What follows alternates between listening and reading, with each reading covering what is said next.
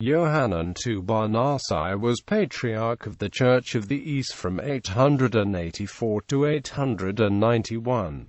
Yohannan's Patriarchate. The following anecdotes of Johannan's Patriarchate are given by Bar Hebraeus. At the same time the Catholic Enoch, having fulfilled his office, died at the beginning of Ziran in the year 270 of the Arabs. He was succeeded by Yohannan bar Narsai of Beth-Gamai, since the votes of the bishops fell both on him and on another monk, a man named Shub-Halasho. The names were written on sherds of pottery and placed below the altar. After they had fasted and prayed, the name of Yohannan bar Narsai was drawn, and he was consecrated at Seleucia in the year 271 of the Arabs. 7 months after his consecration the accursed Arabs pillaged the monastery of Kilisho, and after burning and destroying its roof they broke open the burial place of the Catholic Enoch in the patriarchal cell, cut off his head, stuck it on the point of a lance and paraded it around the streets.